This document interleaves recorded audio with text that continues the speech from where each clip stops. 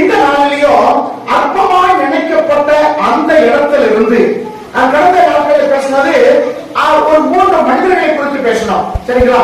அற்பமாய் சமுதாயத்தினாலே, ஜனங்கள்னாலே, அவருடைய உறவுகள்னாலே யாரெல்லாம் அற்பமாய் நினைத்தார்களோ அவங்க தேவனுடைய கைக்குள்ளாக வரும்போது அவர்கள் தேவனுக்குரிய அந்த திட்டத்துக்குள்ளாக அவர்கள் வரும்போது அவர்களுடைய சூழ்நிலை கர்த்தர் மாற்றி எவர்களை சாபம் என்று நினைத்தார்களோ அவர்களையே கர்த்தர் தேசத்திற்கும் சமுதாயத்திற்கும் பட்டணங்களுக்கும் ஆசீர்வாதமா வைத்தார் என்று சொல்லி பார்த்தேன். அல்லேலூயா. இன்னைக்கு ஒரு கிராமம், ஒரு ஊர், அற்பமா நினைக்கப்பட்ட ஊர்.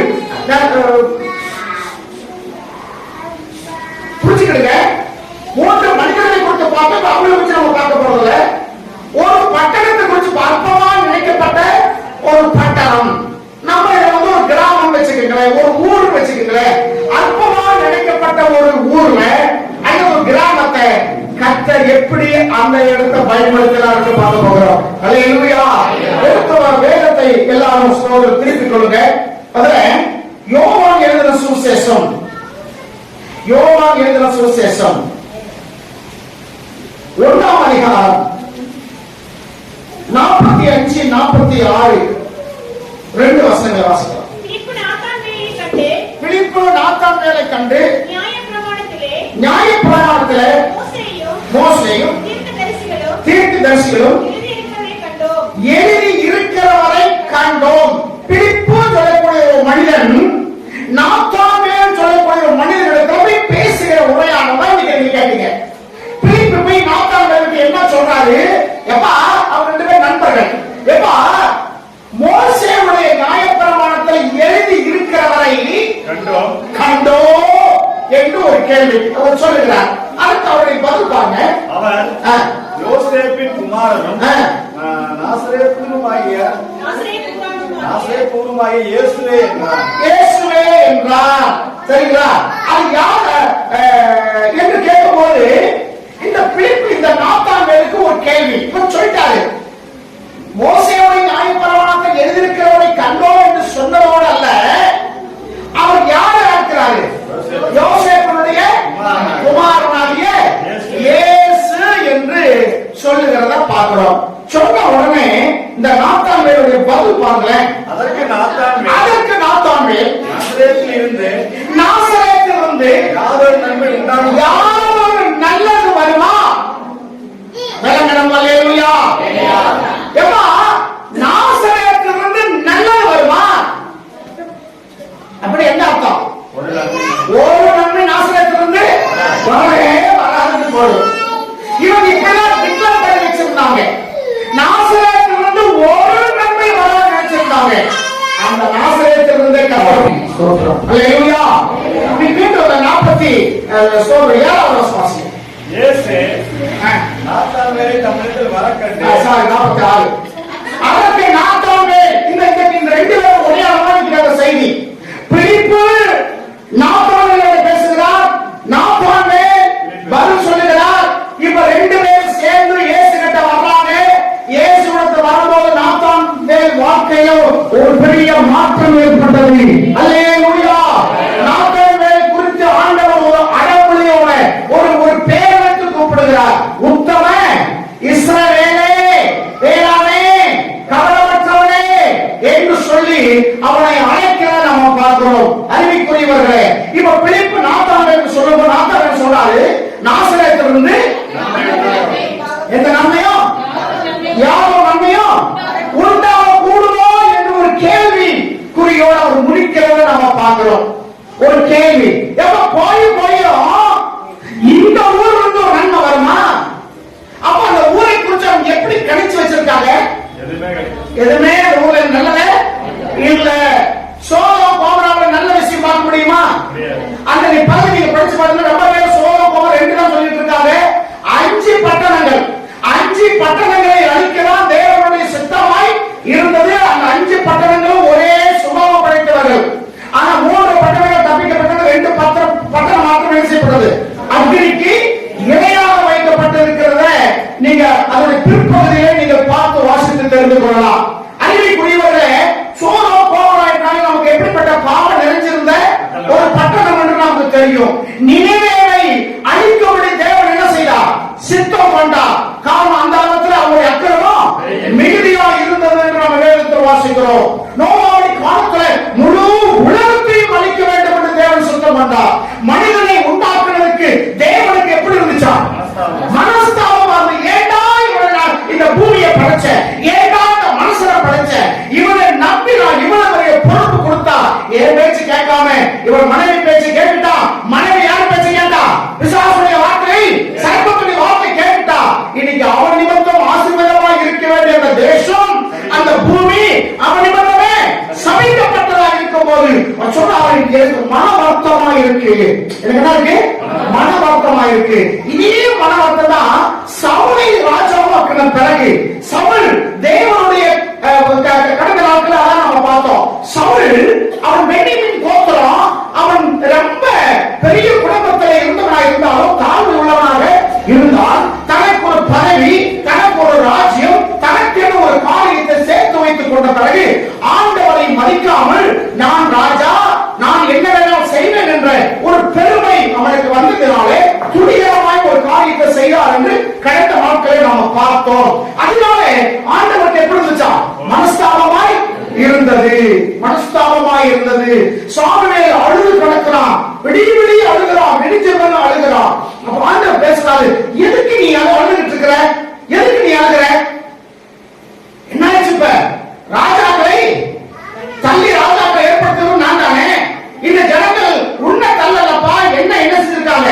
தள்ளி இருக்காங்க அப்படின்னு சொல்லி சவுலை ஆண்டவரே கொண்டு வந்து அங்க என்ன செய்யறார்? அவனை ராஜாவாக அபிஷேகம் பண்ணி உயர்ந்த இடத்துல வைக்கிறார். அவனுக்கு பெருமை வந்தது, துணிவு வந்தது, துணிவு சொல்ல முடியாது, துணிகரம் வந்ததினால ஆசாரியன் செய்ய வேண்டிய காரியத்தை தான் செய்து அவன் பொல்லாப்பை என்ன செய்யலாம்?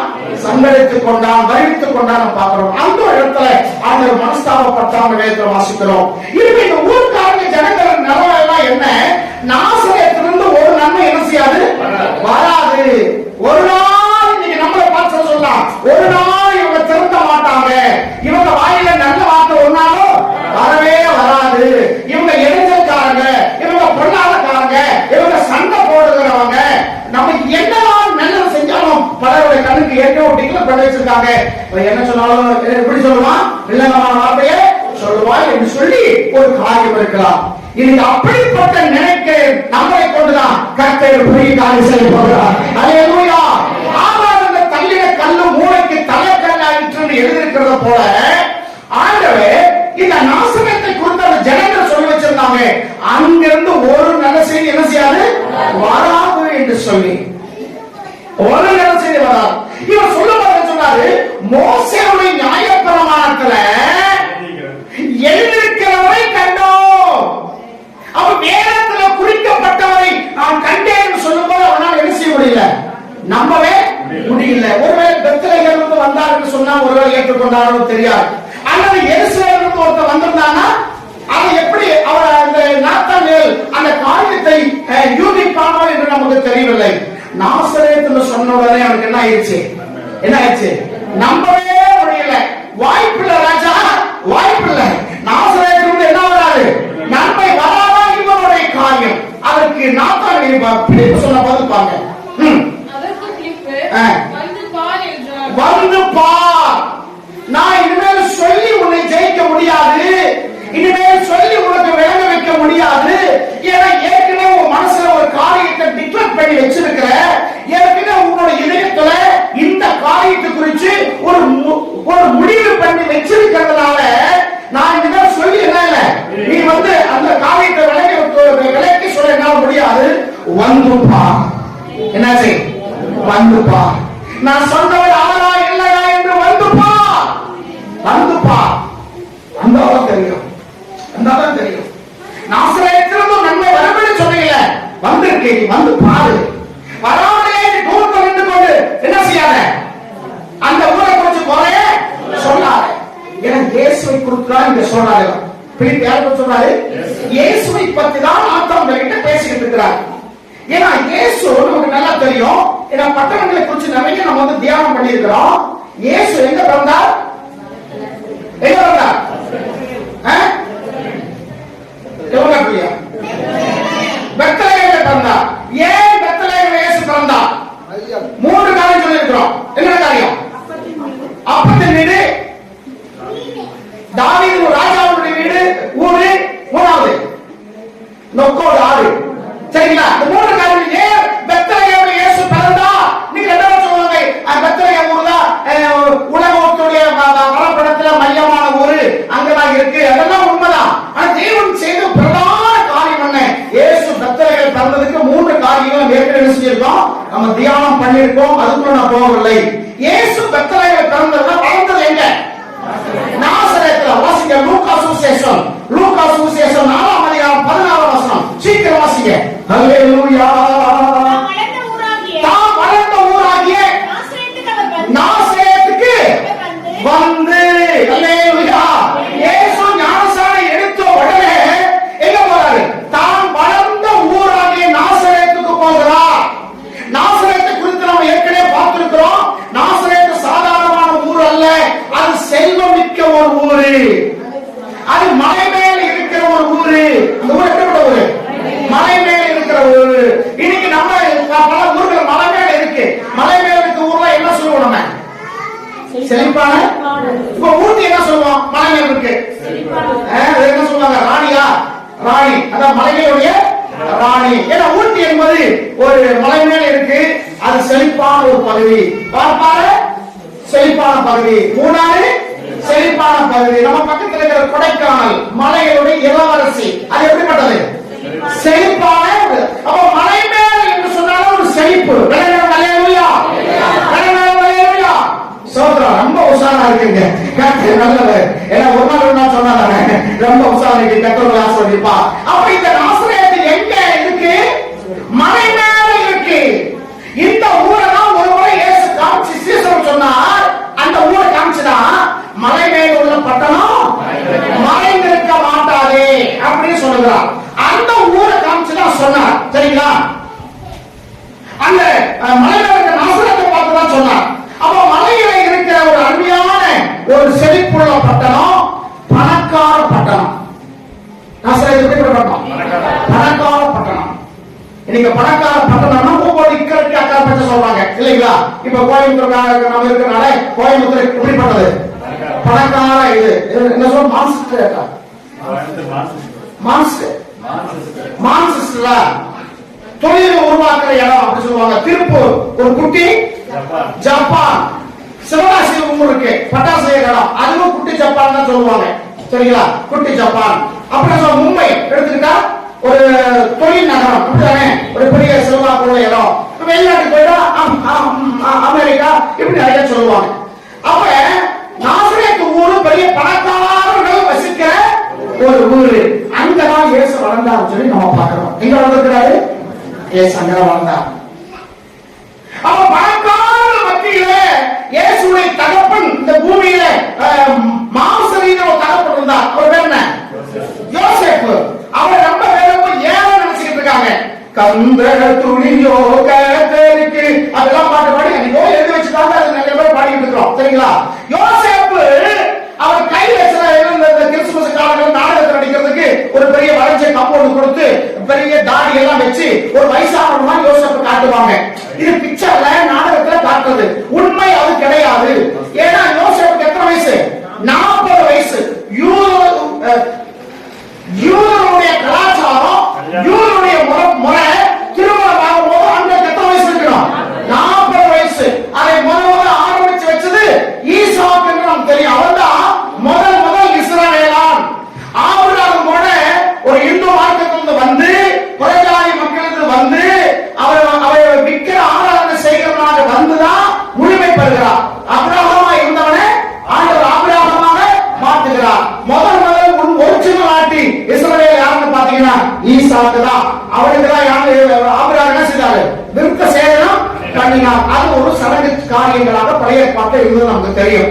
நான் ஏன் இதை சொல்ல வரேன்னா 40 வயசு தான் யோசேப்புக்கு. இப்ப இயேசு பிறக்கும் போது 41 இருக்கலாம். இவருக்கு போய் பெரிய வெள்ள தாடி கொடுத்து முடி இது வரைக்கும் நினைச்சு போன முடி கொடுத்து ஒரு வயசானது போல கம்பு கொடுத்து நிறைய பேர் போட்டாதீங்கன்னு செய்யுங்க. பாக்குறீங்க, அதை நம்பிடாதீங்க. அதெல்லாம் இல்ல, கற்பனை கதை என்று ஏற்கனவே சொல்லிட்டேன். நான் என்ன சொல்ல வரேன்னா நாசரேத்து ஊரை குறித்து ஏன் இவங்களுக்கு தவறான எண்ணம் வந்திருக்கு? அங்கிருந்து எப்படியா நல்ல செய்தி வழங்க கேட்டா, ஒண்ணு பணக்கார ஊரு. எப்படிப்பட்ட ஊரு? பணக்கார ஊரு. இப்ப இயேசுடைய தகப்பன் ஏழையா இருந்திருந்தா அந்த ஊரை நசிக்க முடியாது, குடியிருக்க முடியாது. அப்படி இருந்தா என்ன அர்த்தம்? இயேசுடைய தகப்பன் எப்படிப்பட்டவன்? ஒரு செல்வந்தன். அவன் சாதாரணமான ராஜ வம்சம். எந்த வம்சம்? ராஜ வம்சம். பாபிலோனுக்கு யூத ஜனங்கள் சிறைப்பட்டு போகாம இருந்திருப்பார்களானால் கடைசி யூதாவுடைய ராஜா யாரு? சிதேக்கியா நாம பார்த்தோம். அவன் போகாம இருந்திருப்பானால் இவர் யார்தான்? யோசேப்பு ராஜா தான். அதனாலதான் மத்தேயு 1ஆம் அதிகாரத்துல அந்த ராஜாக்களுடைய அட்டவணையில அது வருகிறத நம்ம என்ன செய்யறோம்? பார்க்கிறோம். ரொம்ப பேரு கார்பெண்டர் அப்படி போட்டிருக்காங்க. தச்சர். இயேசுடைய அப்பா எப்படிப்பட்டவர்? தச்சர். அப்படின்னா நமக்கு வர யாரும் யாரா? நம்ம வீட்டுல இந்த ஜன்னல் மரபு செய்யறாங்க, அந்த ஆசாரி தான் நமக்கு என்ன வரும்? ஞாபகம் வரும். ஒரு முண்டாசம் பணியில் போட்டுக்கிட்டு, ஒரு லுங்கி கட்டிக்கிட்டு, காதல ஒரு பெருசு வச்சுக்கிட்டு, வாயில ஒரு பீடி வச்சுக்கிட்டு, அப்படிதானே? இவங்க இந்த ஆசாரி தான் நமக்கு ஞாபகம் வரும். ஆனா ஒண்ணு இது பண்ணி கிடைக்காது, ஏற்கனவே சொல்லிட்டு ஞாபகம் ஓட்டுகிறதெல்லாம் நானு, அவர் கார்பெண்டர் அல்ல, கான்ட்ராக்டர். பெரிய பெரிய நகரங்களை நிர்ணயிக்கிறவர், பெரிய பெரிய நகரங்களை கட்டுகிறவர். அதாவது என்ன சொல்லுவாங்க? வீடு கட்டி வைப்பாங்க இல்ல, கான்ட்ராக்டர். இன்னொன்னு சொல்லுவாங்க பில்டர்ஸ். Okay, filters. பெரிய பெரிய பெரிய நகரங்களை உருவாக்கி அதை வீடுகளாக வைக்கக்கூடியவர். சரிங்களா? அவருடைய பணக்காரர். ஏன்னா அப்படி இருந்தாலும் அவங்க என்ன செய்ய முடியும்? வாழ முடியும். பணக்கார ஒரு குடும்பம். அப்ப எப்படி கந்த துணியில போட்டாங்க, மாட்டு குடத்துல போட்டாங்க, ஒண்ணு சொல்லுவாங்க, 2 புறா குஞ்சியை அவங்க வந்து கோயில வந்து பலி செலுத்துறாங்க. இப்படி இதை ஒண்ணு வச்சு அவர் ஏன்னு சொல்றாங்க. இப்ப நாசரேத் இருக்கிறது எங்க? பெத்லகேம் இருக்கிறது எங்க? இங்க பிரசவம் பார்க்கறதுக்கு வரும்போது அல்லது சென்சஸ் கணக்கெடுக்கும் போது இங்க நடந்த சம்பவம். இப்ப இருக்கிற மாதிரி ஏடிஎம் கார்டோ இல்ல போன்பே ஜிபே இப்படி வச்சுக்கிட்டு சுத்த முடியாத அந்த நாட்கள்ல கொண்டு வந்து என்ன கொண்டு வரணும்? வெள்ளி பணமோ தங்க பணமோ காசுகளெல்லாம் கொண்டு வரணும். அந்த நாட்களில் கண்ணர்கள் திருடர்கள் அதிகமா இருந்திருக்கிறாங்க. புரட்சியாளர்கள் அந்த நாட்கள் நிறைய இருந்திருக்கிறாங்க. சரிங்களா? அப்படிப்பட்ட காலத்தில் இது கொண்டு வந்தா என்ன? அந்த பொருளுக்கு என்ன இல்ல, பாதுகாப்பு இல்ல, இவங்களுக்கு பாதுகாப்பு இல்ல. தேவையானது மட்டும் எடுத்துட்டு வந்தாங்க, மற்றதெல்லாம் அங்கதான் வச்சிருந்தாங்க. இப்ப திருப்பி அவங்க போகணும். போகிற வரைக்கும் கொஞ்சம் இது இவர் ராயல் ஃபேமிலியா இருந்ததுனாலதான் பெத்லகேம்ல சொந்த ஊரா இருந்தாலும் அங்க எந்த வீட்டிலையும் யோசேப்பு தங்காமல் லாட்ஜுக்கு போனார். 5 ஸ்டார் ஹோட்டல். இன்னைக்கு வெளிநாட்டுல வரணும்னு சொல்லி இருக்கிறேன். வெளிநாட்டுல இருந்து யாராச்சும் வந்தாங்கன்னா பெரும்பாலும் நம்ம வீடு பெரிய வீடா இருந்தா அங்க தங்குறதுக்கு அவங்க என்ன இருக்காது, மனசு இருக்காம எங்கதான் தங்குவாங்க? ஹோட்டல்ல தான் தங்குவாங்க. அவங்க சத்திக்கு போன ஹோட்டல் தான் தங்குவாங்க. அவங்க அந்த ராயல் ஃபேமிலியா அப்படிதான் தங்குவாங்க. அப்படிதான் சத்திரத்துக்கு போனா அந்த நாளுக்கு நிறைய ஜனங்கள் கூடி இருந்தபடினாலே அங்க அவங்களுக்கு இடம் இல்லாததுனால மரியாதைக்கும் பிரசவத்தான செய்து வந்தது. இந்த நட்சத்திர வழிகாட்டு வந்துச்சு பாத்தீங்களா? மாட்டு கூட்டத்திலே வந்து நின்றுச்சு. இந்த சாஸ்திரங்களுக்கு வழிகாட்டே வந்துச்சுல, அரை மணி நேரத்துக்கு வந்து இவங்க தவறா போயிட்டாங்க. அதுக்கப்புறம் அந்த நட்சத்திரத்தை பாக்குறாங்க. பார்த்துட்டே வந்தா பிள்ளை இருந்து வீட்டின் மேல் நட்சத்திரம் இருந்தது. பிள்ளை இருந்த வீட்டின் மேல் நட்சத்திரம். அப்ப இப்ப வீட்டுக்கு வந்தாச்சு. இப்ப மாட்டு கூட்டத்தில் அவங்க போய் என்ன செய்யல, பார்க்கல, வீட்டுக்கு வந்தாச்சு. வீட்டின் மேல் நட்சத்திரம் வந்து நின்னது. இப்ப யோசேப்பு ஒரு வீடு தனக்கென்னு ஒத்திகை பிடிச்சு அல்லது வாடகை பிடிச்சு அங்கதான் இருக்கிறார். என்ன சொல்லுவாருன்னா, இந்த நாசரேத் என்பது பணக்கார ஒரு பட்டணம். பணம் வந்தாலுமே என்ன வந்துடும்? வந்துருமா? எல்லா வசதியும் வந்துருமா? பணம் வந்தாலும் என்ன வந்துடும்? பாவம் வந்துடும். பணம் வந்தா என்ன வந்துடும்? பாவம். சொல்லுவாங்க, மனசு ஒண்ணுதான் செய்வான், பணம் 10 செய்யும். அந்த பணம் எனக்கு கிடைச்சா நான் 11 செய்வேன் அப்படின்னு ஒரு ஜோக் கேட்டேன். அப்ப பணம் நிறைய வந்த உடனே நடந்துச்சு, பாவம் இருந்தது, நிறைய பாவம், நிறைய ஏமாளிகள் வந்து குவிச்சாங்க. இந்த கொழுந்து பட்டணத்துக்கு கொஞ்சம் ஏற்கனவே பார்த்திருக்கிறோம். கொழுந்து பட்டணம் 2 கப்பல் துறைமுகம் இருக்கிற ஒரு பட்டணம். வெளிநாட்டு வியாபாரிகள் நிறைய வந்து குவிகிற பட்டணம்.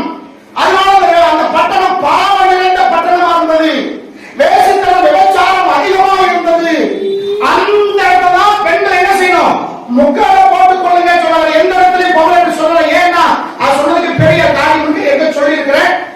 வசனத்தெல்லாம் இன்னொரு பார்ப்போம். அப்ப என்ன சொல்றா, பணம் அதிகமா பட்டணத்தில் இருந்தா அந்த பணத்தை என்ன இருக்கும், பாவம் அதிகமா இருந்தது. சொன்னான், நாசரேத்திலிருந்து நல்லது வருமா, இந்த ஆளுகிட்ட இருந்து நல்லது வருமா, இந்த ஆளுகிட்ட இருந்து நல்ல விஷயம் நமக்கு கிடைக்குமா, கிடைக்காதுப்பா. அப்படிப்பட்ட ஆள் இல்ல, அப்படிப்பட்ட நபர் இல்ல, அப்படிப்பட்ட அக்கா இல்ல, அப்படிப்பட்ட அண்ணன் இல்ல. அவரோட பேச்சுதான் அப்படி இருந்தவரை நல்லது அப்படின்றது என்ன செய்யாது, வரவே வராது அப்படின்னு டிக்கெட் பண்ணிச்சிருந்தாங்க. ஏசு அந்த இடத்துல வந்தாங்க. ஹல்லேலூயா, கர்த்தர் நாமத்துக்கு மகிமை உண்டாகட்டும். சொன்னாங்க, நம்பலையா, நீ வந்துப்பா. மத்தேயு சுவிசேஷம் 12ஆம் அதிகாரம் 20ஆம் வசனம் வாசிங்களே. மத்தேயு 12:20. சீக்கிரமா வாசிக்கணுமா? ஸ்தோத்திரம். Thank you Jesus. மத்தேயு 12:20. அவர் இயேசு கிறிஸ்து சொல்றாரு, அவரை குறித்து அந்த வார்த்தை இருக்கிறது. அவர் நியாயத்தை குறித்து, நியாயத்துக்கு ஜெயம் கிடைக்க பண்ணுகிறவர், என்ன நாளுமா நெறிந்த நாளை முடியாமலும் மங்கி எரிகிற தீயை அணைக்காமல் இருக்கிறவர். ஹல்லேலூயா. அன்பு சகோதரா, அன்பு சகோதரி, இது ஸ்தோத்திரம். இந்த காணொளி மூலமா பார்த்து கொண்டிருக்கிற என் அன்பு சகோதரியே, சகோதரனே, உன் ஒளி மங்கி போச்சு நீ நினைத்துக் கொண்டிருக்கிறாயா? உன் ஒளி அடங்கி போச்சு நினைக்கிறாயா? உன் வாழ்க்கையால ஒளி வந்து முடிஞ்சு போச்சு நினைக்கிறாயா? ஆண்டவர் மங்கி எரிகிற உன்னை பிரகாசமாக கர்த்தர் செய்ய போகிறார். ஹல்லேலூயா. உன் பிள்ளைகளை உன் கிராமத்தில் கர்த்தர் வெளிச்சமாக வைக்க போகிறார். உன் பட்டணத்துக்கு கர்த்தர் வெளிச்சமாக வைக்க போகிறார். அவர் அணைந்து போகிற வெளிச்சம் திரியை கூட என்ன செய்கிறவர்? ஆமா ஆமா ஆமா. உன் வாழ்க்கை அணைந்து போச்சு நினைக்கிறாயா? நீ எதிர்பார்த்த காரியம் முடிஞ்சு போச்சு நினைக்கிறாயா? நீ எப்ப முடிஞ்சு போச்சு நினைக்கிறியோ அந்த இடத்துல கர்த்தர் புதிய காரியத்தை தொடங்க ஆண்டவராக முடியும். அல்லேலூயா. நீ முடிவெடுத்தா யாரால் மாற்ற முடியும்? சொல்லுங்க சொல்லுங்க. யாரால் மாற்ற முடியும்? எனக்கென மண் குறித்த எதையுமே, எனக்கென மண் குறித்த எதையுமே எப்படியும் நிறைவேற்றி முடித்திருவி. உண்மையை ஆராதனை முடிவுள்ள நாளெல்லாம்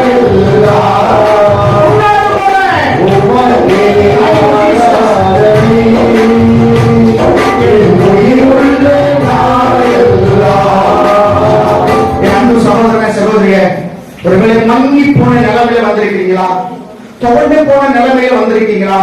என் மொழி மங்கி கொண்டே இருக்கு, என் பொருளாதாரம் குறைந்து கொண்டிருக்கிறது, என் சரீரத்துல சுகம் குறைந்து கொண்டிருக்கிறது, என் உடம்புல நல்ல பலன் குறைந்து கொண்டிருக்கிறது, என் எதிர்காலம் எப்படி என்று நீங்க யோசிச்சு கொண்டிருக்கீங்களா? உன் விளக்கு அணைந்து போகாமல் அது மறுபடியும் எரிவடைய ஆண்டவராக இருக்கும். அந்த விளக்கை கர்த்தர் மறுபடியும் எரிய பண்ண என் ஆண்டவராக முடியும். உன்னால எந்த பயனும் நினைக்கிறாங்களே, உன்னை கொண்டே புதிய அற்புதம் செய்ய போகிறார். அல்லேலூயா. உன்னை கொண்டே கர்த்தர் ஒரு காரியம் செய்ய போகிறார்.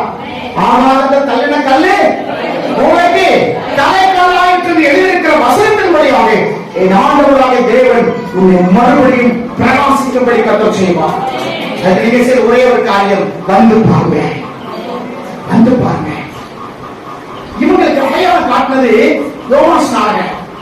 இயேசு நடந்து போகிறத பார்த்து அதோ தேவ ஆட்டுக்குட்டின்னு அடையாளம் காட்டுகிறார். அவருக்கு பின்னாடி ஒருத்தரா வர்றாங்க. இப்ப பிலிப்பு ஆண்டவர் நேரடியா கூப்பிட்டார். பிலிப்பு போய் அவரை கூப்பிடுறாங்க. நீங்க நிறைய பேருடைய வாழ்க்கை மங்கி போன நிலவர காணப்படுகிறதா? சொல்லுங்க, வந்து பாருங்க. என்ன செய்ய? வந்து பாருங்க. சரி, வந்தால் என்ன நடக்கும்? நீ வந்தா மட்டுமல்ல, இயேசு வாழ்க்கையில வந்தாலுமே நன்மையான காரியம் நடக்கும். அல்லேலூயா. சிம்சோன் சொல்லி ஒரு மனிதன் உங்களுக்கு தெரியும், நியாயாதிபதியில் இருக்கிறாரு. அவர் கல்யாணம் ஒண்ணு வந்துச்சவங்க. கல்யாண நாட்கள்ல 7 நாள் விருந்து வைப்பாங்க. முன்னாடி எல்லாம் சில சமுதாயங்கள் 7 நாள் கல்யாணம் எல்லாம் செஞ்சிருக்கிறாங்க. 7 நாள் விருந்து வச்ச கல்யாணம் நீங்க பாத்துருக்கீங்களா? 7 நாள் விருந்து வைப்பாங்க. நம்ம சமுதாயத்துல 7 நாள் கல்யாணம் தான். அதெல்லாம் இன்னைக்கு என்ன ஆயிடுச்சு, மறந்து போயிருச்சு. இன்னைக்கு அவசரடி ரங்கா மாதிரி என்ன செய்யறாங்க, டக்கு டக்கு வர்றாங்களா, ஹோட்டல் நம்ம சாப்பிட சொன்னோமா, சாப்பிட்டு போங்க எடுக்கிறோம் இல்லைங்களா. அந்த நாட்கள் அப்படி இல்லை, நிறைய காரியங்கள் செய்தாங்க. ஸ்தோத்திரம். இவன் சிம்சோனுடைய கல்யாணம் 7 நாள் இருந்து அவன் சாப்பிட்டு சும்மாவே பேசிட்டு இருக்காங்க.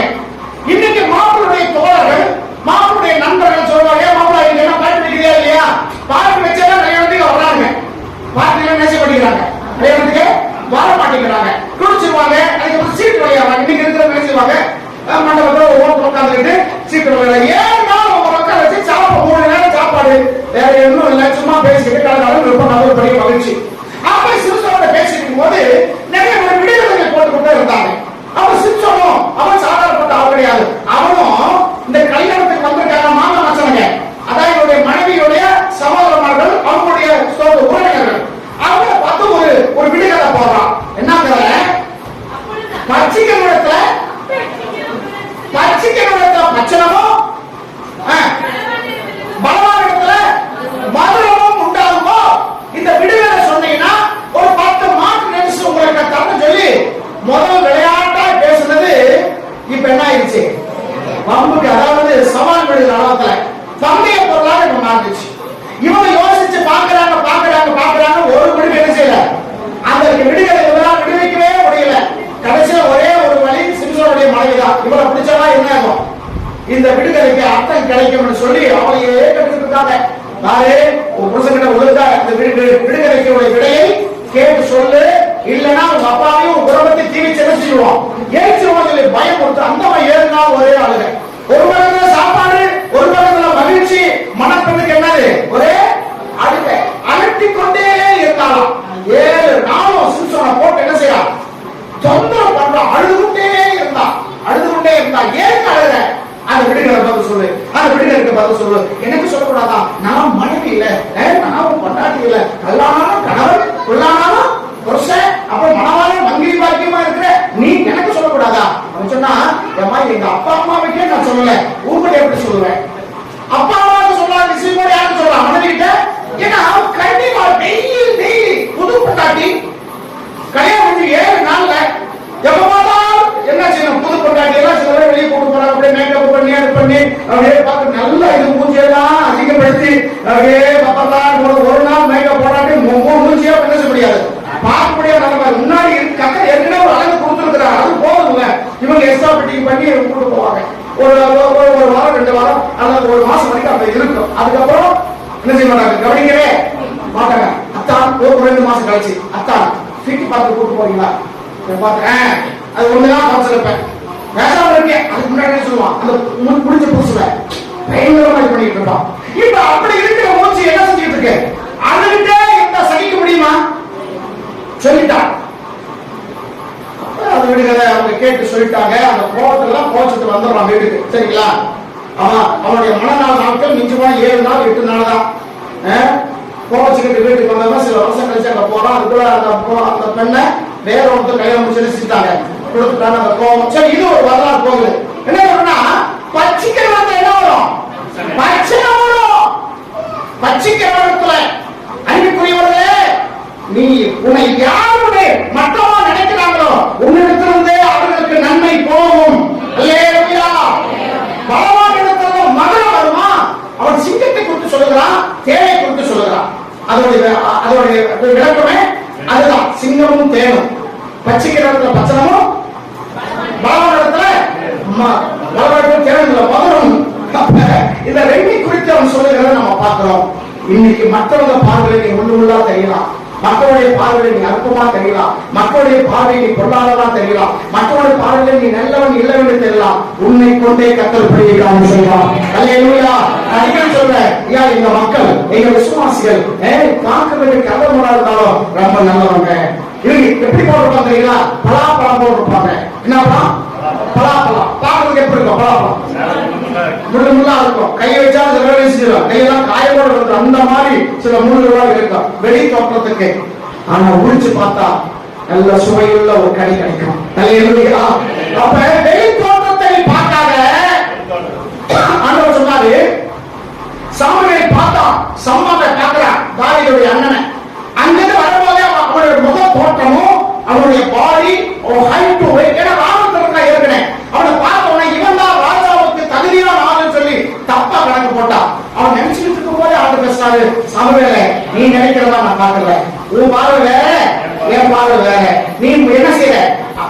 முகத்தையும் அவருடைய சரீர வளர்ச்சியும் பார்க்கிறேன், நான் உள்ளத்தை பார்க்கிறேன், அவரை நான் வந்து புறக்கணித்தேன், அவன் இல்ல அப்படி சொன்னாராங்க. அப்ப நம்முடைய வாழ்க்கையில நம்மளை கொண்டு செய்ய நினைக்கிற காரியங்களை கர்த்தர் செய்து கொண்டிருக்கிறார். அல்லேலூயா. இன்னைக்கு நல்லவா இருக்கிறவன் நாளைக்கு கெட்டவனா மாறலாம், இன்னைக்கு கெட்டவனா இருக்கிறவன் நாளைக்கு நல்லவனா மாறலாம். ஒருவரை குறித்து நம்ம என்ன செய்ய வேண்டாம், எரிச்சல் அடைய வேண்டாம். இன்னைக்கு நல்லவங்க இருக்கும் நாளைக்கு கெட்டவனாகலாம். அதுக்கு உதாரணம் நான் சொல்லியிருக்கிறேன். இன்னைக்கு கெட்டவனா இருக்கும் நாளைக்கு நல்லவனா மாறலாம். அதுக்கும் வேதத்திலிருந்து நிறைய உதாரணங்கள் நம்ம பார்த்திருக்கிறபடினால மற்றவர்களை குற்றவாளி என்ன செய்ய வேண்டாம், தீர்க்கப்பட வேண்டாம், தீர்க்க கூடாது ரோமர்ல சொல்லி இருக்க நம்ம பார்க்கிறோம். ஆகையினால இங்க நெருந்த நாணலை முடியாமல் இருக்கப்படி செய்கிறவர் மங்கி எரிகிற திரியை அடையாமல் பார்க்கிறேன். சொன்ன உடனே நீ வந்து பாருப்பா, நீ வந்து பாரு வந்துட்டான், சொன்னது கேட்கவன் வந்துட்டான். இவ்வளவு கேள்வி கேட்டவன் அப்ப இவனை குறிச்சு பேசுறான்னா அந்த நாத்தான் வேறு ஓரிடத்துக்கு வேதத்தை தெரிந்தவர், அவன் அதை வச்சு பேசுறான். நியாயப்பட மோசேயுடைய நியாயப்பாளத்தில் எழுதியிருக்கிறவரை நாங்கள் கண்டோம் அப்படின்னா இந்த நாத்தான் வேலுக்கு நியாயப்பிரமாணமும் தெரியும், மோசேயையும் தெரியும், நியாயப்பிரமாணத்தை எழுதியிருக்கிற மேசியா குறித்தும் இவருக்கு தெரியும். அதனாலதான் அவனுக்கு விளக்கம் சொல்றமா என்ன சொல்றான் சொல்லுகிறத நம்ம பார்க்கிறோம். அறிவிக்குரியவர்களே, இங்க நம்ம பார்க்கிறோம் வந்து பார் என்று சொல்லிவிட்டார்.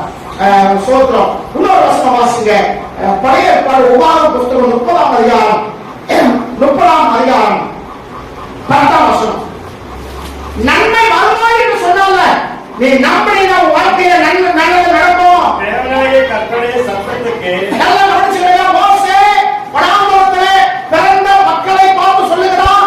உபாகம புத்தகமே நமக்கு நல்லா தெரியும், 3 பிரசங்கம் என்று நமக்கு தெரியும்.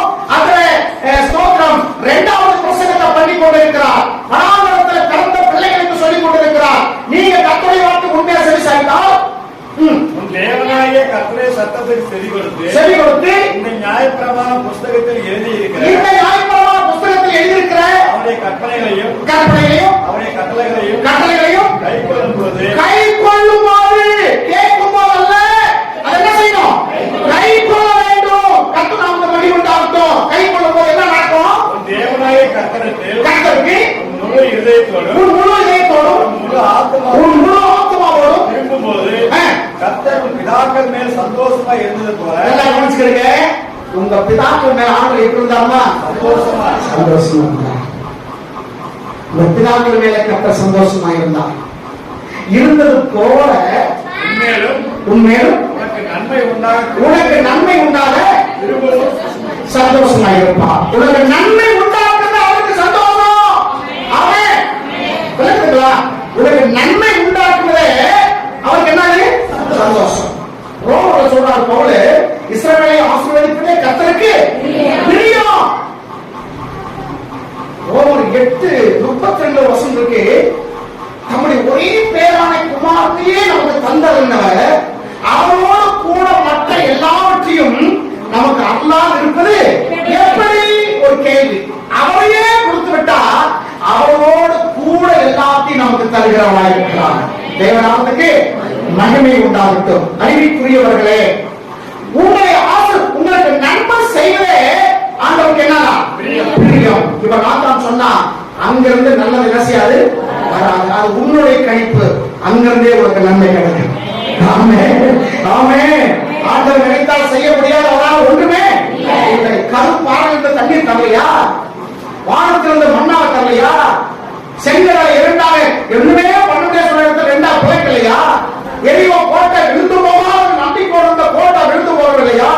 எத்தனை 4 நாள் கழிச்சு நாளை போன வாழ்க்கை கல்லறையில கிடக்கிற வாசல் சகோதரி சொல்றா, ஐயா 4 நாள் ஆயிடுச்சு, நாளை போயிருக்குமே. அது உன்னுடைய மூக்குதான், வேற மூக்குக்கு அந்த நாத்தம் எல்லாம் வராது. அவன் உயிரோடு இருக்கிறான். சாஸ்திரமே எந்திரிச்சு வெளியே வா. அவன் எப்படி வந்தா நம்ம ஏற்கனவே பார்த்திருக்கிறோம், அப்படித்தானே? ஏன்னா அவருடைய முகத்தில் என்ன கட்டிருக்காங்க, திரைச்சீலை. இந்த நெத்திலிருந்து கால் வரைக்கும் கட்டிருக்கா, அப்படியே சுத்தி இருப்பாங்க. அதுக்கு உள்ள ஒரு வெள்ளை துணி போட்டிருப்பாங்க, அது பிரேத சேலை. அது நிறைய என்ன பூசிருப்பாங்க, நற்கண்டம் வாசனை பொருட்கள் அதெல்லாம் அப்படி பூசி விடுவாங்க. அதுக்கு மேல துணி, அதுக்கு மேல சுத்தி இருக்கிறாங்க. கண்ணு தெரியாது, காலம் நடக்க முடியாது. அவன் எப்படி கணவன் வெளியே வந்தான்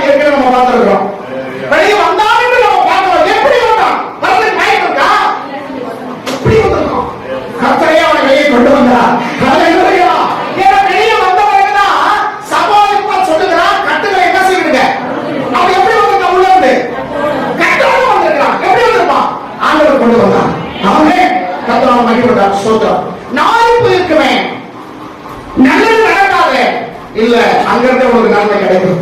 பச்சைக்கிழமை உனக்கு என்ன கிடைக்கும்? பச்சனை கிடைக்கும். ஒரு அம்மா சொல்றாங்க, ஒரு நியாயமில்லாத ஒரு அதிபதி ஒருத்தன் தான், கடவுளுக்கும் பயப்பட மாட்டான், மனுஷனையும் மனசுல மதிக்கிறதே கிடையாது. அவன்கிட்ட ஒரு அம்மா வயசான அம்மா போய் என் நியாயத்தை விசாரிக்க, நியாயத்தை வச்சு எனக்கு எதிராளிக்கு ஒரு சண்டை, எனக்கு கேளுங்க கேளுங்க கேளுங்க சொல்லி டெய்லி போவாங்க. அவன் கடவுளுக்கும் பயப்படாதவன், மனுஷன் மேலையும் மதிப்பு இருக்காதவன். இந்த கிழமை மதிப்பானா? வயசானவங்க மதிப்பானா? மதிக்கவே மாட்டான். ஆனா இந்த அம்மா விடவே இல்லை.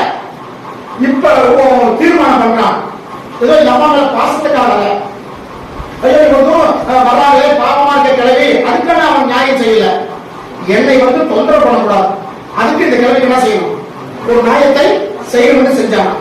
பொல்லாதவனாக இருக்கிற அவனையே அவனை ஒரு கிழமை ரொம்ப அலட்டி கொண்டு இருக்கும் போது அந்த கிழமைக்கு அந்த பாட்டிக்கு ஒரு நன்மை செய்ய நினைக்கிறான்னா, ஆண்டவரத்துல கேட்கும் போது, பிள்ளையா கேட்கும் போது நன்மை வழங்குவாரா?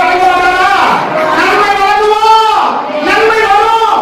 உனக்கு நன்மை செய்வதே அவருக்கு என்னது? சந்தோஷம். வேறதான் நினைச்சீங்க, உங்க பிதாவுக்கு மேல அவர் எப்படி இருந்தா சந்தோஷமா இருந்தது போல உங்களுக்கு நன்மை உண்டாகும்படி திரும்பவும் அவங்க சந்தோஷமா இருப்பார். விளங்குங்களா? நீங்க பாருங்க என்ன கேட்க, உங்களுக்கு நன்மை செய்வதே அவருக்கு சந்தோஷம். அப்ப ஆண்டவர் சந்தோஷம் இருக்கிற என்ன செய்யறாரு? நமக்கு நன்மை செய்யறாரு. பொருளாதார நீங்க உங்க பிள்ளைகளுக்கு நல்ல ஈவுகளை செய்ய அங்கிருக்கும் போது தன்னிடத்தில் கேட்டுக்கொண்டு ஆரம்பித்து சொல்றார், கொடுக்கிற அதிக நிச்சயம் அல்லவா என்று நம்ம பார்க்கிறோம். அப்ப இப்ப இயேசு இவர் ஊழியத்துடைய முதல் துவக்கம். யோவான் ஸ்நானகன் இயேசு அடையாளம் காட்டினான். இப்ப சீசன் எல்லாம் வர்றாங்க, இயேசுக்கு பின்னாடி வர்றாங்க, அது ஒண்ணுனா ஜாயிண்ட் ஆகிட்டே வருது. சரிங்களா? இப்ப யோவான் ஸ்நானகன் இயேசுவுக்கு சொந்தக்காரன், தெரியுமா? ஏற்கனவே சொல்லிட்டு இயேசுவுக்கு யோவான் எப்படிப்பட்டவன்? சொந்தக்காரன், தூரத்து சொந்தம், தன் சொந்தம் தூரம் இருந்தாங்க. இயேசுவோட யோவான் ஸ்நானகன் 6 மாசம் பெரியவர். எத்தனை மாசம்? 6 மாசம் பெரியவர். அந்த எலிசபெத்தும் இந்த மரியாளும் சொந்தக்காரங்க, ஒரே இனத்தில் சேர்ந்தவங்க. அந்த குழந்தையும் ஆச்சரியமாய் படைக்கப்பட்டது, இந்த குழந்தையும் ஆச்சரியமா படைக்கப்பட்டது. 2 பேர் பிறந்தது தேவ சித்தத்தை நிறைவேற்றுவதற்கு. அல்லேலூயா! உங்களை கர்த்தரின் இடத்துல கொண்டு வந்ததுக்கு தேவ சித்தத்தோடு கர்த்தர் கொண்டு வந்திருக்கிறார். உங்களுடைய கிராமங்கள் எந்தெந்த கிராமங்களை யாருக்கு வச்சிருக்கீங்க, எந்தெந்த ஊர்ல வந்திருக்கீங்க, உங்க ஊர்ல எத்தனையோ இருக்கும் போய் உங்களை இந்த இடத்துக்கு கர்த்தர் கொண்டு வந்திருக்கிறார்னா ஒரு முகாந்திரம் இருக்கா இல்லையா? இருக்கா இல்லையா? இருக்கு. தாவீது சொன்னாரு, நான் இந்த இடத்துக்கு வந்ததுக்கு முகாந்திரம் இல்லையோ? கர்த்தர் என்னை நோக்கம் இல்லாமல் கொண்டு வந்தாரோ, தேவன் என்னை ஒரு திட்டம் இல்லாமல் இடத்துக்கு கொண்டு வந்தாரோ, என்னை கொண்டு வந்ததுக்கு ஒரு காரணம் இருக்கிறது. அந்த காரணத்தை கர்த்தர் நிறைவேற்றுவார். ஹல்லேலூயா! இப்ப இயேசு கிறிஸ்து ஊழியத்தை துவங்குற நாட்கள்ல அவர் நிறைய காரியங்கள் செய்தார். இத அப்போஸ்தலர் பேதுரு சொல்றாரு. அப்போஸ்தலர் புத்தகம் 10ஆம் அதிகாரம் 38வது வசனம். ஒரு வசனம் வாசிங்க. ஸ்தோத்திரம். அல்லேலூயா. 10:38. இயேசு எப்படிப்பட்டவரானா? நசரேயனாகிய இயேசுவை தேவன் எழுப்பினார், வல்லமையினாலும் அபிஷேகம் பண்ணினார். கவனிங்க, தேவனாகிய பிதாவான தேவன் இயேசுவோடு இருந்தார். இருந்த தேவன் அவரோடு கூட இருந்தபடினால என்ன நடக்குதுங்க? ஆமென். நன்மை செய்கிறவராக என்ன செய்தார்? சுற்றி திரிந்தார். நன்மை செய்கிறவராகவும் பிசாசுடைய வல்லமையை அகப்பட்ட யாவரையும் குணமாக்கும்படியாகவும் சுற்றி திரிந்தார். முதல் வார்த்தை நன்மை செய்கிறவராகவும். நாத்தாங்க என்ன சொன்னா? அந்த ஊர்ல இருந்து நன்மை வருமா? அந்த ஊர்ல தான் நன்மை வந்துச்சு. அந்த ஊர்ல என்ன வந்துச்சு? நன்மை வந்துச்சு. இப்ப இயேசு நன்மை செய்கிறவராகவே சுற்றி திரிகிறார். உன் வீட்டுக்கு அவர் தருகிறார், உனக்கு நன்மை செய்யும்படியாக, உனக்கு நன்மையான ஈடுகள் செய்யும்படி அவர் என்ன செய்கிறார்? வருகிறார், சுற்றி வருகிறார். அவருக்கு இடம் கொடுப்பாயா?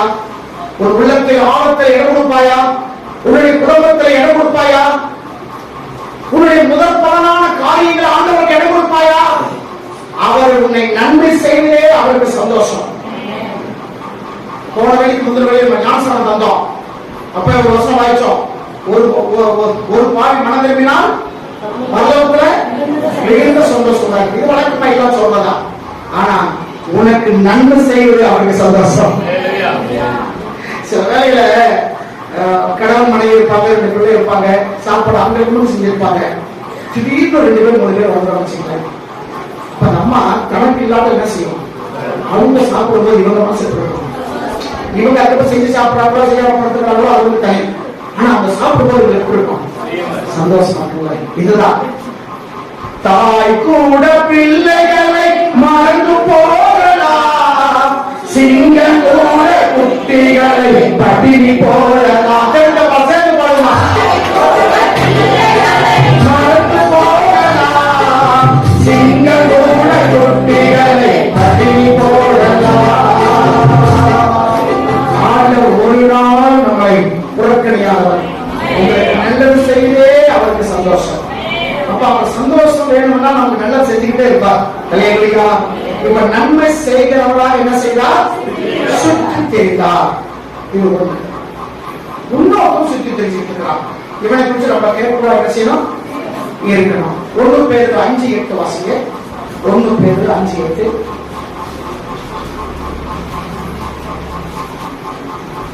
தெளிந்த புத்தி இல்ல. இப்படி எல்லாம் இருக்கிறதுனால நமக்கு தெளிந்த புத்தி நமக்கு வேண்டும். இந்த அப்போஸ்தலர் 10:38 சொன்னது பேதுருதான். கொர்நேலிய வீட்டுக்கு அவர் வரும்போது அங்க நடந்த சம்பவங்களை என்ன செய்யறார்? இயேசுவோடு அவன் இருந்தபடினாலே இயேசு இந்த பூமியில வாழ்ந்த நாட்கள் என்னெல்லாம் செய்தார் என்று பேதுருக்கு நன்றாக தெரியும். அவருடைய சுபாவங்களை, அவருடைய அன்பை அங்கிருக்க ஜனங்களுக்கு பிரசங்கம் பண்ணுகிறார். அவர் நன்மை செய்கிறாரே சுற்றி திரிந்தார் சொல்லி. இப்ப பேதுருடைய முதிர்ந்த நாட்களை அவர் எழுதுகிற அந்த புத்தகத்துல அவர் சொல்றாரு, நீங்க எப்படி இருக்கணுமா? தெளிந்த புத்தி. ஏற்கனவே புத்தி உங்களுக்கு இருக்கு. உங்களை பார்த்து யாருக்காவது புத்தி இல்லைன்னா நமக்கு என்ன வரும்? பயங்கர கோபம் வரும். ஏன்னா நமக்கு எல்லாருக்கும் இருக்கு புத்தி இருக்கு. என்ன புத்தி? என்ன புத்தி? தெளிவில்லாத புத்தியா? நமக்கு ஏற்கனவே புத்தி இருக்கு. வேலைக்கு போகணும், சம்பாதிக்கணும், பிள்ளைகளை படிக்க போகணும், வீடு கட்டணும், தோட்டம் வாங்கணும், தோட்டம் வாங்கணும், கார் வாங்கணும், பங்களா வாங்கணும், பிள்ளைகள் நல்ல ஸ்கூல்ல படிக்க போகணும், அவங்க எதிர்காலம் நல்லா இருக்கணும். இதெல்லாம் ஒரு வகையான புத்தி. இந்த புத்தி இந்த பூமிக்குரிய புத்தி. என்ன புத்தி? பூமிக்குரிய புத்தி. ஆனா இன்னொரு புத்தி இருக்கு, நித்தியத்துக்கு போற புத்தி. ரொம்ப பேர் இந்த மேலாண்மைகளை குறிச்சு கவலையே பண்ண மாட்டாங்களாப்போ. சாகும் போது பார்த்துக்கலாமோ. சாகும் போது யாரை பார்க்க போறேன்? கோமரேஜுக்கு போயிட்டீங்கன்னா யாரும் என்ன முடியாது, பார்க்க முடியாது. நீ இந்த பூமியில நீ நல்ல நிலைமையில் இருக்க போல அதுக்குரிய காரியங்களை தேடு. நீ கர்த்தருக்காக செய்ய ஒவ்வொரு காரியமும் ஆண்டவர் உனக்கு பிரதிபலன் கொடுக்காமல் இருக்கவே மாட்டான். கர்த்தர் நல்லவர். அப்ப இந்த பேர் சொன்னாரு, எப்பா நீ என்ன புத்திருக்கணும்? ஏன்னா சீக்கிரம் ஒருவரும் நினைச்சு கூடாது, ஏமாத்த கூடாது, வஞ்சிக்க கூடாது. தெரிந்த புத்தியா இருந்து என்ன செய்ய? சச்சலுக்கு போதே தூக்கம் வருது.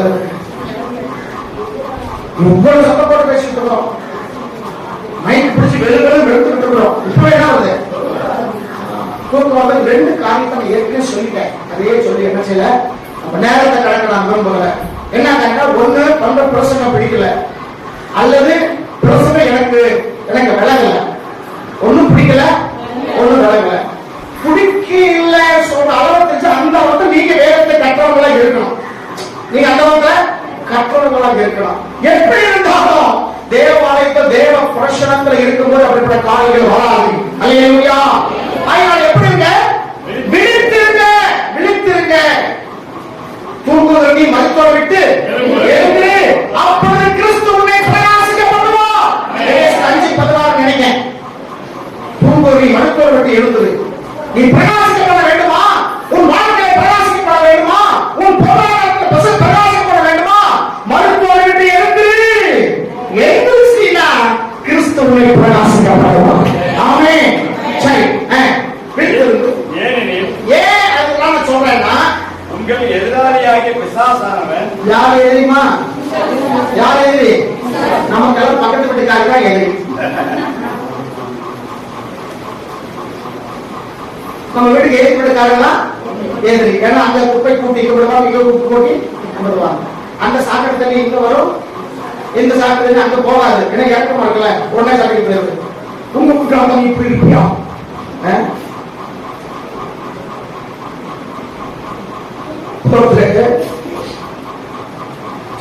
தள்ளு வண்டியில இந்த சின்ன போன வளர்த்துக்கிட்டு இருந்தாங்க. தெரியும் நமக்கு அவர் செல்வந்தி இறந்து போயிட்டாரு. தள்ளு வண்டியில வியாபாரம் நடத்தினார். அவர் ஆரம்பத்தில் சர்ச்சைக்கு வந்துட்டு இருந்தாங்க. நம்ம நிறைய முடிஞ்ச உதவி அப்படி செஞ்சோம். அந்த தொழில் நடத்துவதற்கு நம்ம இது செஞ்சோம். அவரு ஒரு டீ கடை பக்கத்துல அந்த வண்டியை நிறுத்தணும். 5 மணிக்கு வருவார், சொல்லிட்டே வருவார். ஏன்னா அந்த டீ கடைக்காரர் எந்திரிச்சு டீ போட்டு முன்னாடி இவர் என்ன செய்யணும்? டீ போட்டா இவருக்கு ஒரு 10 டீ எக்ஸ்ட்ரா ஓடும். இதே வருவார். வந்த உடனே இந்த இது இருந்துச்சு, பெட்மாஸ் லைட். ஏன்னா 5 மணிக்கு வர இருட்டா இருக்கும். பெட்மாஸ் லைட் பொருத்தி அவர் ஸ்டவ் இருக்கும். ஸ்டவ்ல அவர் ஏர் அடிக்கும் போது இந்த சத்தம் கடக்க கடக்க கடக்க இந்த ஸ்டவ் பார்த்துருக்கீங்களா? சிவப்பு ஊத்துற ஸ்டவ் டக்கு டக்கு சத்தம் கேட்ட உடனே பக்கத்துல கூட லைட் போட்டு அவருக்கு கடையெல்லாம் எடுத்து வச்சுக்குவாங்க. அவர் நான் சொன்னாரு, நான் கொடுமைன்னு கோயிலுக்கு போனா என் தரித்திர ஜாமத்திலே படுத்துட்டு இருந்தாங்க.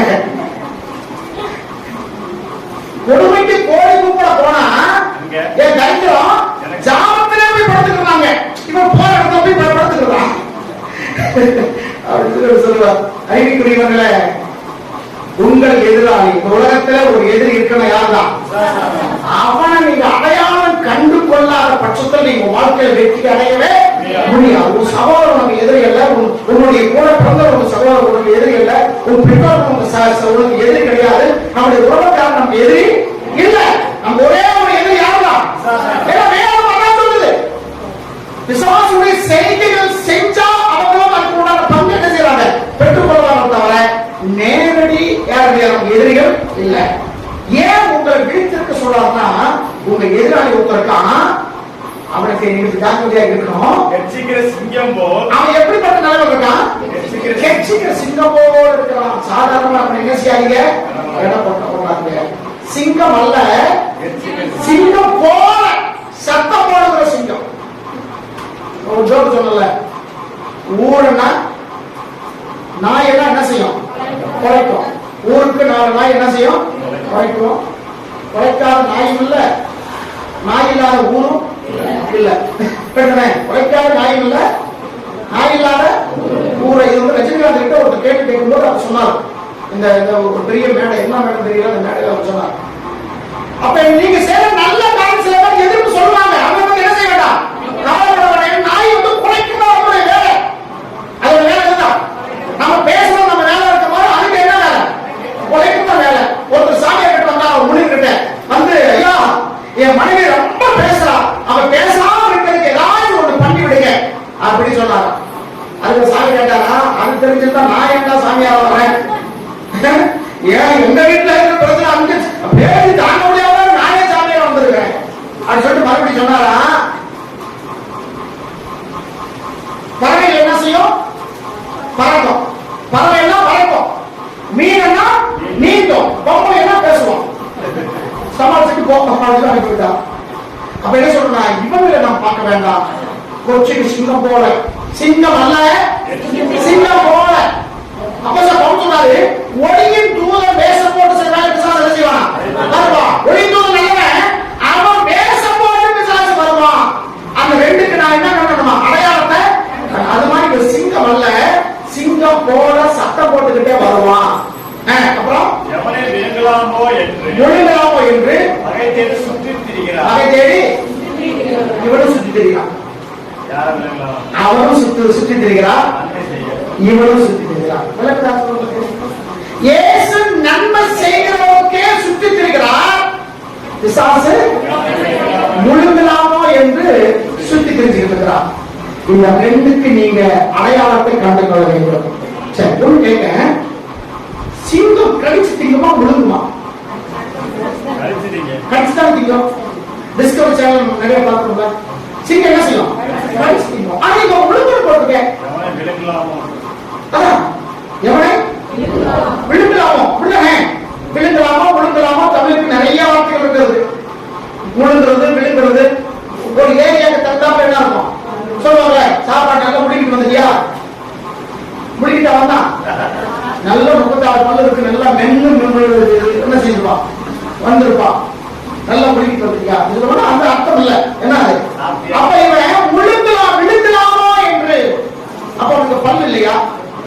சில பேர் சோறு சாப்பிட பார்த்திருக்கேன், இப்படி எடுத்து வாய் வச்சு 2 அசைவு உள்ளது, 2 அப்படி இப்படி ஆட்டமா இருக்கு, அப்படியே குறைப்பு இப்படி எடுத்து வைப்பான். தெரியல. ஒரு சிலர் என்ன செய்வான், வாயை போட்டு வெண்ணிட்டே இருப்பான், ரசிச்சு ருசிச்சு. இவங்களுக்கு இவ்வளவு இந்த அம்மா வரல அவ்வளவு ருசியா செஞ்சு அதிசயமே இல்லை. ஏன்னா இவங்க நாயம் ஒண்ணு தெரியாது, போட மாட்டோம் உலக நினைச்சிருது, அப்படி இப்படி முடிக்கிறோம். இவ்வளவு சோறு நமக்கு முன்னாடியே வாங்குவான், நம்ம வாயோட சாப்பிட கூட முதல்ல சாப்பிட 2வது சாப்பிட்டு இருக்கோம். இந்த பெக்கர் சிஸ்டம் இருக்கும், பெக்கர் சிஸ்டத்துல கையாள பெரிய பெரிய பணக்காரங்க வைப்பாங்க. அது ஒவ்வொரு இடமும் ஒரு இடத்துல இருக்கும். நம்ம அந்த வாசல் நிற்போம், இந்த தட்டு வச்சுட்டு போயிருப்போம், நமக்கு ஒரு மாதிரியா இருக்கு வாசல தட்டு கையில வச்சுட்டு நிற்போம். நம்ம ஒரு நாட்டுக்கு போயிட்டு வரதுல இவன் எல்லாரும் போய் வந்துடுவான்.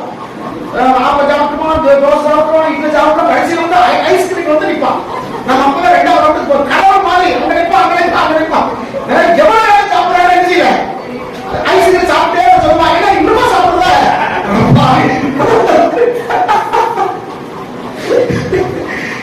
அறிவிக்குரியவர்களே.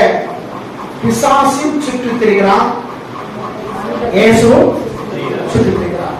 இயேசு நல்லது செய்வதற்காக சுற்றி வருகிறான், பிசாசு பொல்லாப்பு செய்வதற்கு சுற்றி திரிகிறான். இவனை அடையாளம் கண்டுக் கொள்ளுங்க. நாசரேத்திலிருந்து நன்மை உண்டாகுமா என்று அவன் சொன்னான், அங்கிருந்து அவன் நன்மை வந்துச்சு. உங்ககிட்ட யாருக்கு என்ன நன்மை இல்லைன்னு சில பேர் நினைக்கிறாங்களா? நினைக்கிறவர்களுக்கு உங்களுக்கு கர்த்தர் நன்மை செய்ய போகிறார். அற்பமா நினைக்கப்பட்ட பட்டணம், அந்த பட்டணத்தை பார்த்தா சாட்சி சொன்னார் ஆண்டவர். மலை மேல் உள்ள பட்டணம், மலை மேல் உள்ள பட்டணம் மறைவாதுக்கா சொல்லி இந்த நாசரேத்தை பார்த்ததா ஆண்டவர் சொன்னார். மலையில் உள்ள பட்டணம், செழிப்புள்ள பட்டணம், அதனால பாவம் வந்துச்சு. அதனால ஜனங்களுடைய கருத்தை நினைக்கிறது தப்புன்னு நம்ம சொல்ல முடியல. அதை ஆண்டவர் பிரியா என்ன செய்தார், மாற்றினார். அற்பமா நினைக்கப்பட்டிருக்கீங்களா? உங்களுடைய குடும்பத்தில் சில அற்பமா நினைக்கப்பட்டிருக்கீங்களா? சொல்லுவாங்க பல்லு போனா சொல்லு போயிடும், செல்வாக்கு இல்லைன்னா சொல்வாக்கு, செல்வாக்கு இல்லைன்னா சொல்லுவாங்க. என் கையில வருமானம் இருந்தா என் பேச்சு கேட்பாங்க, வருமானம் இல்லை அதனால என் பேச்சு என்ன செய்ய மாட்டேங்கிறாங்க, கேட்க மாட்டேங்கிறாங்க சொல்றாங்க இல்லையா? வருமானம் என்பது நம்ம கையில் இருக்க வரைக்கும் நம்ம பேச்சுக்கலாம் இருக்கு. அது பெண்ணா இருக்கும், ஆணா இருக்கும், யாரு இருந்தாலும் சரி, ஒரு கையில் ஒரு வருமானம் இருந்தால் உங்க சொல்லுக்கு என்ன கிடைக்கும், ஒரு மரியாதை. சரிங்களா? இன்னைக்கு ஒருவேளை நீங்க அற்பமா நினைக்கப்பட்டு உங்களுடைய வீட்டுல நீங்க அற்பமா நினைக்கப்பட்டிருக்கீங்களா? நீங்க வேலை செய்யக்கூடிய ஸ்தலங்களில அற்பமா நினைக்கப்பட்டிருக்கீங்களா? நீங்க இருக்கிற கிராமங்களில அற்பமா நினைக்கப்பட்டிருக்கீங்களா? கர்த்தர் உங்களை கொண்டே நன்மை செய்ய போகிறார். அல்லேலூயா, ஸ்தோத்திரம். அவன் நன்மை செய்கிறாரோ என்ன செய்தார், சுத்தி திரிந்தார். பிசாசு தீமை செய்வதற்கு என்ன செய்யலாம், சுத்தி திரிகிறார். இவனை அடையாளம் கண்டு கொண்டு நம்ம என்ன செய்வோம், இவனை அகற்றலாம். அதே பேர்ல பாத்தீங்கன்னா யாக்கோபு 4 பாத்தீங்கன்னா விசுவாசத்துல உறுதியா வந்து அவனுக்கு எதிர்த்து நில்லுங்கள், அவன் உங்களை விட்டு ஓடி போவான். ஓடுறது அவன் வேலை, நிக்கிறது நம்ம வேலை. இன்னைக்கு அவன் நின்றுட்டா நம்மளுக்கு என்ன செஞ்சுட்டு இருக்காங்க, ஓடி விட்டு தெரிகிறாங்க. நீங்க விசுவாசத்துல உறுதியா வந்து நீங்க நில்லுங்க, உங்களோட கர்த்தர் இருந்து உங்களுக்கு செய்து என்ன செய்வார், கொடுப்பார். மறுபடியும் வசதி ஞாபகப்படுத்துகிறேன், ரோமர் 8:32 நம்முடைய ஒரே பேரான குமாரனையே நமக்கு தந்தவர், அவரோட கூட மற்ற எல்லாவற்றையும் இல்ல, மற்ற எல்லாவற்றையும் அருளால் இருப்பது, அதாவது கொடுக்காமல் இருப்பது எப்படி, எல்லாவற்றையும் நம்ம கொடுக்கிற ஆண்டவராக இருக்கிறார். நீங்க எதெல்லாம் எதிர்பார்ப்பீங்களோ அவைகளை உங்களுக்கு கொடுப்பார். உங்களுக்கு கொடுப்பது அவருக்கு சந்தோஷம்.